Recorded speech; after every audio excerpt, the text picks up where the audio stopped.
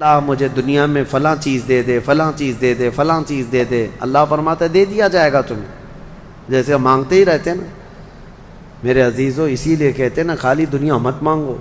دنیا کیا ہے؟ یہ سب مانگنا کہ میرا بزنس، میری تجارت، میری جائیداد، میری پراپرٹی، میری زمین، میرا فلاں یہ بڑھتا جائے بڑھتا جائے، یہ دنیا ہی تو مانگ رہے ہو آپ۔ اور اللہ فرماتا ہے جس نے ہم سے آخرت مانگی ہم اس کو دنیا بھی دیں گے اور آخرت بھی دیں گے۔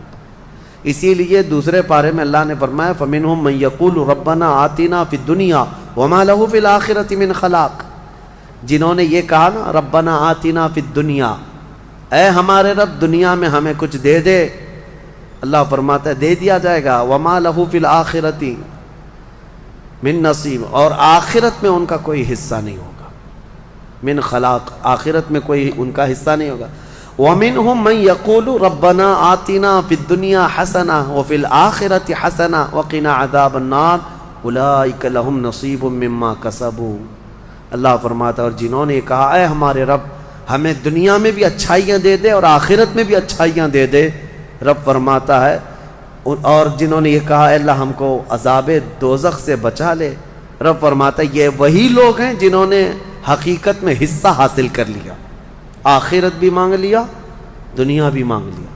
دعا میں ہمیشہ یہی کیا کرو کہ اللہ ہماری آخرت اچھی کر۔ یہاں مانگ کر کے کتنا لے لو گے؟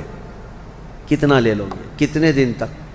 چلو آج آپ نے صحت مانگی، اے اللہ مجھے صحت عطا کر، طبیعت اچھی رکھ، اچھی بات ہے، لیکن کتنے دن تک رہو گے؟ 80 سال، 100 سال؟ 80 سال کے بعد جب بال سفید ہونے لگیں گے تب پھر تم یہ مانگو گے کہ اللہ پھر میرے بال کالے کر دے؟ پیٹھ جھکنے لگے گی تب یہ کہو گے کہ اللہ میری کمر سیدھی کر دے؟ دانت جھڑنے لگ جائیں گے کہو گے پھر اے اللہ میرے دانت صحیح کر دے؟ نظام ہے کائنات کا، صحت کو جانا ہے تو جو جانے والی چیز ہے اس کو ہی ہم مانگ رہے ہیں، جو ہم سے رخصت ہونے والی چیز ہے وہی ہم مانگ رہے ہیں۔ اولاد مانگ رہے ہو یہ بھی چھوٹنے والی چیز ہے، یہ ہم سے چھوٹنے والی چیز، ہر وہ چیز مانگتے ہیں ہم یہاں پر جو ہم سے رخصت ہونے والی ہے، اور جو ہمیشہ رہنے والی ہے وہ جنت ہے، اس کا سوال کیوں نہیں کرتے؟ اور ایک امام شیخ سعدی رحمۃ اللہ علیہ کی کتنی پیاری بات ہے، سنو، فرماتے ہیں موت سے بچنا ممکن ہے کسی کو؟ بتائیں کوئی بچ سکتا ہے؟ پاسبل ہے؟ موت سے بچنا کسی کے لیے بھی ممکن ہے؟ نہیں ہے، سب کو پتہ ہے، سب کو پتہ ہے امپاسبل، لیکن اس کے باوجود بھی بچنے کے لیے 1000 دوائیاں کھاتے ہیں ہم۔ سب کو معلوم ہے کہ موت سے نہیں بچتے ہیں، لیکن اس کے باوجود بھی بچنے کے لیے ہم روز کچھ نہ کچھ کر رہے ہیں۔ ہم اپنے جسم کو صحیح کرتے ہیں یا بیماریوں کو صحیح کرنے کے لیے پیسہ بھی بہاتے ہیں، سب کچھ کرتے ہیں، ہمیں پتہ ہے کہ ہم نہیں بچ سکتے پھر بھی خرچہ کرتے ہیں۔ شیخ سعدی کی سوچ دیکھو، فرماتے اور انسان کو یہ پتہ ہے کہ جہنم سے بچنا ممکن ہے، موت سے بچنا تو ممکن نہیں، لیکن دوزخ سے بچنا ممکن ہے۔ کیا سب کے اوپر کمپلسری ہے جہنم میں جانا؟ نہیں، تو جس سے بچنا ممکن ہے اس کے لیے کوشش بھی نہیں کرتا، اور جس سے بچنا ممکن ہی نہیں اس کے لیے روز کوشش کرتا ہے۔ یہ کیسی سوچ ہے انسان کی؟ موت سے نہیں بچ سکتے، کوشش ٹھیک ہے تم دوائیاں کرتے رہو، لیکن کوشش یہ کرو کہ اللہ مجھے دوزخ سے بچا لے، مجھے آخرت کے عذاب سے بچا لے۔ میرے عزیزو ہمارا سارا نظام اسلام کا آخرت پر ٹکا ہوا ہے، اسی لیے رب تعالیٰ نے فرمایا من کان یرید حرث الآخرۃ نزید لہ فی حرثہ۔ ایک بات میں آپ کو بتا دوں، اگر اسلام سے آخرت کا کانسیپٹ نکال دیا جائے تو پورا دین کھوکھلا ہو جائے گا۔ یعنی پھر کس چیز کے لیے کر رہے ہو تم؟ نماز کیوں پڑھ رہے ہو؟ چوری سے کیوں بچتے ہو؟ شراب کیوں نہیں پیتے؟ ہر چیز کا تعلق تمہارا آخرت سے جڑا ہوا ہے، آخرت سے۔ کیوں؟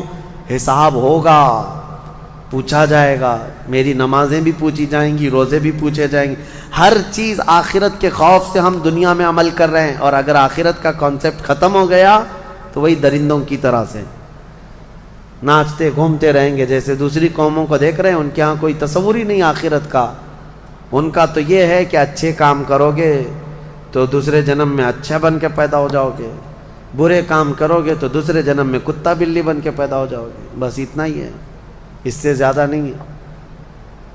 پھر بھی کچھ لوگوں کے ہاں ہے سورگ اور نرگ کا، لیکن وہ بھی اتنا یقینی نہیں ہے، اتنا یقینی نہیں ہے جتنا تمہارے لیے ذہن میں یقینی جنت اور دوزخ کا تصور ہے، یہ دوسروں کے ہاں نہیں ہے۔ اسی لیے میرے عزیزو، آخرت کے تصور کو اتنا مضبوط بٹھاؤ، اتنا مضبوط بٹھاؤ۔ مجھے ایک بات یاد آتی ہے کہ ہمارے ایک بزرگ تھے، میرے بڑے دادا، اللہ ان کی تربت پر رحم فرمائے، پورے علاقے میں لوگ اس بات کے شاہد ہیں، جب بھی کوئی کچھ غلط کام کرتا یا چھوٹی بہت بھی چیز ہلکی نظر آتی ان کو، تو ڈانٹنے کے لیے سب سے پہلا جو جملہ وہ کہتے تھے وہ یہی کہتے تھے، کیا تجھے آخرت کا خوف نہیں ہے؟ آخرت سے نہیں ڈرتا؟ یہ ایک جملہ اکثر ہر کام پر، نماز کے سلسلے میں ہو یا کسی کو کہیں پر گپے لگاتے بیٹھے ہوئے دیکھتے تو یہ کہتے آخرت کا ڈر نہیں ہے۔ یہ ان بزرگوں کا شیوا رہا ہے، اولیاء اکرام کا طرہ امتیاز رہا ہے کہ وہ اپنے سارے اعمال آخرت کے خوف پر رکھے ہوئے ہیں۔ حضرت حاتم اعصم رضی اللہ تعالیٰ عنہ بڑے پائے کے بزرگ ہیں، فرماتے ہیں نماز جب پڑھتے تھے وہ تو کہتے میرا تصور یہی ہوتا ہے، میرا تصور یہی ہوتا ہے کہ موت میرے گردن کے پیچھے، ملک الموت یہی ہے، یہ سوچتا ہوں کہ اب آخری نماز ہے، میری آخری نماز ہے، اور دونوں طرف میرے جہنم کے گڑھے ہیں، ادھر بھی ادھر بھی، میں اگر تھوڑا سا بھی ہل جاؤں تو ہو سکتا ہے ادھر کے گڑھے میں یا ادھر کے گڑھے میں، اور پیچھے ملک الموت ہے اور سامنے رضائے الہی ہے اور جنت ہے، میں بڑھنے کی کوشش کر رہا ہوں۔ اس تصور کے ساتھ وہ نماز پڑھتے تھے، اس تصور کے ساتھ، اور سجدے میں جاتے تو یہ کہتے کہ میرا آخری سجدہ ہوگا، ملک الموت پیچھے ہی کھڑا ہے میری گردن کے پاس، اور اگر میں تھوڑا بہت ہل گیا تو ادھر بھی دوزخ ہے، ادھر بھی دوزخ ہے، سامنے کی طرف مجھے پورا تصور جمانا ہے، رضائے الہی ہے اور جنت میری یہاں ہے۔ تو ان کے سارے تصورات ہر کام میں آخرت پر ڈیپینڈ تھے۔ میرے عزیزو، آج لوگوں میں جو بد عملی آئی ہے اس کی ایک بڑی وجہ یہی ہے، ہمارے بچوں میں اور نوجوانوں میں آخرت کا ڈر کم ہو گیا، ڈر کم ہو گیا۔ یہ جتنے بھیانک بھیانک گناہوں میں آج ملوث ہیں، ان کو ڈر نہیں ہے، ان کو خوف نہیں ہے۔ میں ایک بات بتاتا ہوں، پچھلے زمانے کی ایک بات ہے کہ ایک پرہیزگار شخص تھے، متقی تھے بنی اسرائیل میں، ایک خاتون جو فحش کاموں میں ملوث رہتی تھی، طوائف تھی یا جیسی بھی، وہ آئی اس عابد کے پاس، یہ پرہیزگار شخص تھا۔ یہ جب آئی تو کہا کہ رات گزارنے کے لیے میرے پاس کوئی ٹھکانہ نہیں ہے، باہر ٹھنڈی اور بارش ہے، مجھے تھوڑی سی جگہ دے دو۔ اس عابد نے رحم کھا کر اپنے گھر میں، عورتوں کے رونے پر کبھی شیطان داخل ہو جاتا ہے، مدد کے لیے عورت رونا دھونا جب کرتی ہے تو اچھے اچھوں کا ایمان ختم ہو جاتا ہے۔ وہ عورت رونے لگی کہ میرا کچھ کوئی سہارا نہیں، بارش میں بھیگ جاؤں گی، میں تڑپ تڑپ کے ختم ہو جاؤں گا۔ اس عابد شب زندہ دار اس نے اپنے خانقاہ میں جگہ دی تھی۔ جب رات ہو گئی تو وہ عورت آئی اس کے سامنے آئی اور عریانیت کے ساتھ عجیب و غریب حرکتیں کر کے اس کو گناہ پر ابھارنے لگی۔ وہ عابد تنہا تھا، وہ قریب آیا، اس کے بعد پوچھا کیا چاہتی ہے؟ کہا چل کوئی نہیں ہے رات میں، کوئی نہیں ہے، ہم لوگ اپنے جسموں کی سکون حاصل کر لیں۔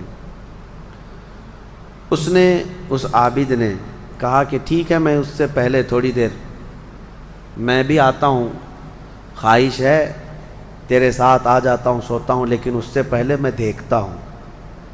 اس نے کیا کیا، گھر میں جو چراغ جل رہا تھا، بہت اس وقت مشعل جلائے جاتے تھے، کرنٹ تو نہیں، لائٹ نہیں، مشعل جو جلائے جاتے تھے، اس نے وہ مشعل کو قریب کیا، پہلے اس میں اپنی انگلی لگایا تو چمڑی جل گئی، ہاتھ جھٹکنے لگا۔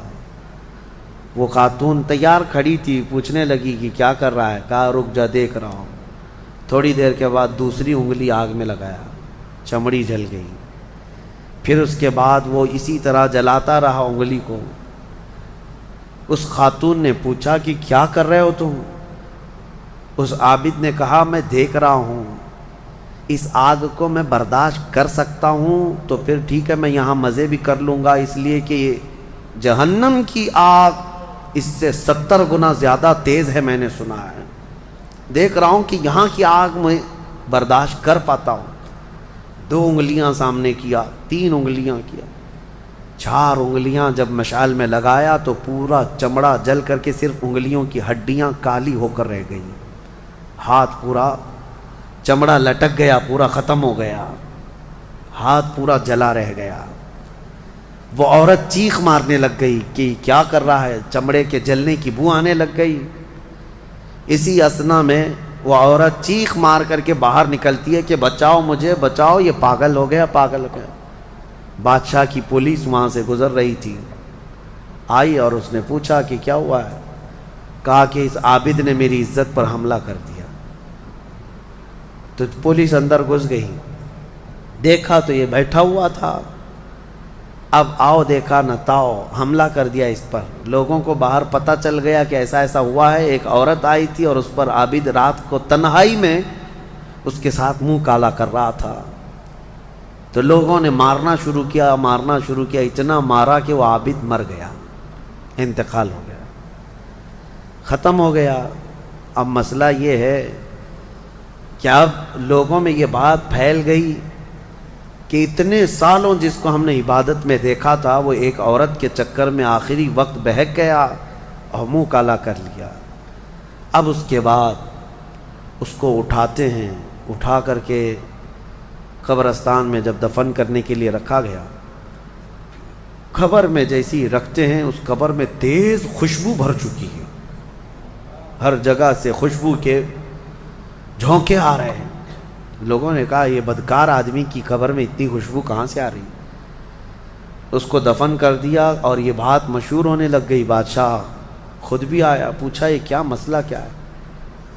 تو لوگوں کو جب یہ بات سمجھ میں نہیں آئی تو علماء کو بلایا گیا اور پوچھا گیا کہ کیا مسئلہ ہے؟ کہا گیا کہ یہ بدکار نہیں ہو سکتا، یہ اللہ کی رضا میں انتقال کیا ہے۔ اس خاتون کو پکڑ کر لایا گیا، پوچھا گیا کہ کیا کیا معاملہ ہوا تھا، سچ بتا۔ اس عورت نے بتایا کہ اس کا کوئی مسئلہ نہیں تھا، یہ ڈرتا رہا اللہ سے اور آخرت سے ڈرتا رہا، اور رات میں یہ بیٹھ کر کے اپنی انگلیاں جلا لیا تھا، اور یہ کہتا تھا کہ میں دیکھتا ہوں دنیا کی آگ سے میں برداشت کر پاتا ہوں تو ٹھیک ہے میں تیرے ساتھ مزہ کروں گا، نہیں تو پھر آخرت کا عذاب اس سے بھی بڑا سخت ہے۔ وہ یہ کہتا رہا اور میں بھاگ کر گئی، اتنے میں لوگ آئے اور اس کو مار دیے۔ بادشاہ نے پوچھا کہ دیکھو اس کو پھر سے نکالو، نکالا گیا۔ اس خاتون کے بتائے ہوئے اعتبار سے جب دیکھا گیا تو اس کا ہاتھ جلا ہوا ویسے ہی موجود تھا، جلا ہوا ہاتھ ویسے ہی موجود تھا جیسے اس عورت نے واقعہ سنایا تھا۔ پھر لوگوں نے بہت توبہ کی کہ اس کو مارنے کا کیا گناہ تھا، اس کا جرم تھا، لیکن بہرحال وہ شہید تھا۔ اس حکایت کو نقل کر کے فرماتے ہیں صاحب حکایت کہ یہ وہ لوگ تھے جن کا ہر کام آخرت سے جڑا ہوا تھا، وہ ایک حرکت بھی کچھ ان کو دنیا میں ڈگمگ نہیں کرتی، ان کے پاؤں کو نہیں پھسلا پاتی۔ کیوں؟ وہ ڈرتے اس بات سے تھے کہ آخرت میں کیا ہوگا، آخرت میں کیا ہوگا۔ میرے عزیزو، میں آپ کو بتاؤں زنا کی جو سزا ہم نے بتائی تھی، اس سے قبل بھی میں نے بتایا، کوڑے مار دیے جائیں 100 یا سنسار کر دیے جائیں، یہ آخرت میں دی جانے والی سزا کا 100واں حصہ ہے، اس سے 100 گنا زیادہ سزا وہاں پر قیامت میں۔ تو پھر وہ کیسی ہوگی سزا؟ پھر 100 گنا زیادہ سزا کیا ہے؟ اسی لیے فرمایا گیا جہنم کا ہلکا عذاب۔ پوچھا گیا حضور سے سب سے کم عذاب کیا ہوگا؟ سب سے کم کسی کو عذاب دیا جائے گا اگر دوزخ میں تو کیا ہوگا؟ فرمایا گیا کہ اس کو آگ کی جوتیاں پہنائی جائیں گی جس کی گرمی سے اس کا بھیجا پک کر کے ابل رہا ہوگا۔ یہ سب سے ہلکا عذاب ہے دوزخ کا۔ پھر جہاں اللہ نے عذاب علیم کہا، عذاب عظیم کہا، عذاب مہین کہا، دردناک عذاب، بڑا عذاب، ذلت والا عذاب، تو پھر وہ کیسا ہوگا؟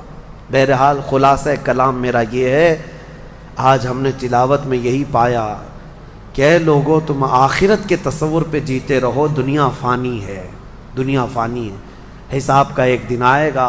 فَمَن يَعْمَلْ مِثْقَالَ ذَرَّةٍ خَيْرًا يَرَهُ وَمَن يَعْمَلْ مِثْقَالَ ذَرَّةٍ شَرًّا يَرَهُ۔ اللہ فرماتا ہے جس نے رائی کے دانے کے برابر نیکی کی وہ بھی دیکھے گا قیامت کے دن، اور جس نے رائی کے دانے کے برابر برائی کی وہ بھی قیامت کے دن دیکھے گا۔ آخرت آخرت آخرت، اپنے بچوں میں بھی ڈر اسی بات کا ڈالو کہ اللہ کریم کے ہاں حساب ہونا ہے، اللہ کے ہاں حساب ہونا ہے۔ آپ کو بتائیں وہ صحابی رسول جو گھر فجر کی نماز دوڑ کر کے چلے جاتے تھے، حضور کے پیچھے نماز پڑھتے تھے، کیوں؟ صحابہ اکرام نے ان کی شکایت کی تھی کہ یا رسول اللہ یہ نماز پڑھ کے اتنی تیزی سے بھاگ جاتے۔ حضور نے ان سے کہا پوچھو، ایک دن پکڑو۔ ایک دن انہیں روک لیا گیا، پوچھا گیا کیوں اتنی جلدی چلے جاتے ہو؟ انہوں نے کہا میرے پڑوسی میں، میرا پڑوسی ایک یہودی ہے، اس کے آنگن میں کھجور کا ایک درخت ہے اور اس کے شاخیں میرے آنگن میں بھی آئی ہیں، پکی کھجوریں صبح صبح گر جاتی ہیں آنگن میں، میرے بچے اٹھ جائیں تو کہیں وہ کھجوریں اٹھا کر کھا نہ لیں، اس لیے میں جلدی چلا جاتا ہوں کہ وہ کھجوریں جمع کر کے میں اپنے پڑوسی کو دے دوں۔ یہ آخرت کا ڈر ہے، یہ آخرت کا خوف ہے۔ عزیزان گرامی اوقات، اپنے بچوں کو اس بات کا ڈر ڈالو۔ ایک بار حضور پاک صلی اللہ تعالیٰ علیہ وسلم کی بارگاہ میں صدقے کی کھجوریں آئی تھیں۔ حضرت امام حسن اور امام حسین چھوٹے تھے، بہت بچپنا تھا، کھجوریں اٹھا کر کے وہ بچے کھا رہے تھے، نواسا رسول اللہ کے نواسے، کل کائنات جن کے قدموں میں، لیکن نبی پاک صلی اللہ تعالیٰ علیہ وسلم جلدی سے تشریف لائے۔ صدقہ آل محمد کے لیے حرام ہے، انگلی حلق میں ڈال کر کے میرے آقا نے پورا نکال دیا، کہا کخ کخ، کھانسو اور کھانس کھانس کر کے نکال لو۔ حدیث پاک کے الفاظ ہیں۔ حضرت حسنین کریمین کے حلق میں سے حضور صلی اللہ علیہ وسلم نے آخری ذرہ تک نکالا کہ تمہارے حلق میں کوئی حرام چیز نہیں جائے۔ آخرت کا ڈر تھا یہ آخرت کا خوف ہے۔ جو چاہے چبا لے، جو چاہے بھر لے۔ اپنے بچوں کی تربیت بھی اسی انداز سے کرو کہ اللہ کے ہاں حساب ہونا ہے، اللہ کے ہاں حساب ہونا ہے۔ بچپن میں جتنا تم آخرت کا تصور اپنے بچوں میں ڈالتے جاؤ گے، جوانی میں یہ اللہ کا خوف ایسے ہی رکھیں گے۔ الحمدللہ آج مجھے فخر ہوتا ہے، کچھ نوجوان آتے ہیں اس بات کا سوال کرتے بھی ہیں کہ ان کی نوکری میں فلاں چیز ہوتی ہے، یہ میرے لیے حلال ہے یا نہیں، ورنہ آج کے اس پرفتن دور میں کون پوچھنے والا ہے؟ کون پوچھتا ہے؟ کیا ہمارے ڈیوٹی ایسی، ہماری جاب ایسی ہے، ہمیں بتائیں کہ یہ حلال کام کر رہا ہوں یا حرام کام کر رہا ہوں۔ اگر انہیں لگتا ہے شبہ ہے تو وہ نوکریاں بھی چھوڑ دیتے ہیں، نوکریاں بھی چھوڑ دیتے ہیں۔ ایسے بہت سارے نوجوان الحمدللہ۔ یہ ہوتا ہے آخرت کا خوف جب سوار ہو جائے ذہن میں تو اسے خود بخود یہ فکر ہی سیدھا کر دیتی ہے، کسی اور کی تقریر کی بھی ضرورت نہیں۔ آخرت کا خوف جب ذہن میں آ جائے تو اس کو خود بخود یہ چیز صحیح کر دیتی ہے۔ مجھے یاد ہے بہت چھوٹی عمر ہوگی میری، اسکول جب جاتے پہلی جماعت میں بھی نہیں، چھوٹی سی جماعت میں، نمازوں کی پابندی کا الحمدللہ ہمارے گھر میں بڑا اہتمام تھا۔ میرے والد گرامی عالم دین، بڑے نمازوں کی پابندی کا بہت سختی سے اہتمام کرتے۔ شام کے وقت اسکول چھوٹتی اور آ جاتے تھے تو عصر کی نماز نہیں پڑھی تھی، تو اس وقت جو ذہن میں بات ڈالی گئی تھی، فرمایا میرے والد نے کہا تھا کہ تمہیں پتہ ہے ایک نماز چھوڑنے کا جو عذاب ہے، اس نماز کا جتنی دیر تک ٹائم ہوتا ہے قبر میں فرشتے اتنی دیر تک اسے سزا دیتے رہتے ہیں۔ اس نماز کا ٹائم جتنی دیر تک ہوگا اتنی دیر تک فرشتے اسے قبر میں عذاب دیتے رہتے ہیں، سخت ترین عذاب دیتے ہیں۔ آج عمر کے اس حصے میں آ کر کے بھی وہ بات پتھر کی لکیر کی طرح بیٹھی ہوئی ہے۔ نمازوں کا وقت آتا ہے تو یہی ڈر لگتا ہے، عشاء اگر چھوٹ جا رہی ہے تو عشاء کا تو لمبا ٹائم ہے، مرنے کے بعد قبر میں اگر عشاء کا پورا ٹائم قبر میں فرشتے عذاب دینے لگ جائیں، کون برداشت کرے گا؟ اسی لیے چاہے سفر میں جائیں، چاہے تھکے ہوئے آئیں، کیسے بھی آئیں، لیکن عشاء پڑھ لیتے ہیں۔ وہ ڈر ہے آخرت کا۔ یہ کیسے آتا ہے؟ والدین اپنے بچوں میں یہ چیز منتقل کریں۔ آپ اس کو ہلکا نہ سمجھیں. بچوں کے ذہن میں جو بات ڈالی جاتی ہے وہ بڑھاپے تک رہتی ہے. اگر آپ صحیح تربیت کے ساتھ کسی کو بڑا کرنا چاہتے ہیں تو سب سے بڑی چیز ہے آخرت کا ڈر. آخرت کا ڈر. اللہ کریم ہم سب کو آخرت کے خوف سے اچھے اعمال کرنے کی توفیق عطا فرمائے.